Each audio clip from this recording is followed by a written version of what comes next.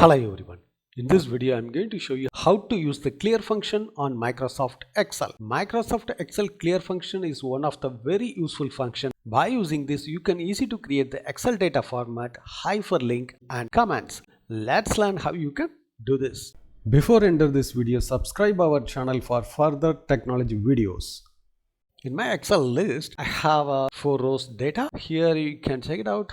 Some format has been added. Here are hyperlinks available and the commands added this cells. So I would like to rapidly remove for this. You have to select the all columns. Under the home tab, you have to go to clear function. You have to click on the drop down. Here you can click on the clear format. This means you can clear the entire format, or you can clear the content. The content only will be removed, or you can clear the commands and notes. If you click on this, only commands will be removed. You can check it out. So you can also remove the hyperlink. This hyperlink will be removed. That's it. So if you would like to remove for the format, you can click on the clear format. It will be entirely remove the all format of the table. You can also remove the entire list content. You can click on the clear content.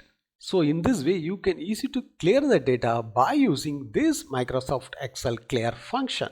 Thanks for watching this video. If you have any question, enter the comment section. If you like this video, don't forget to touch the like button.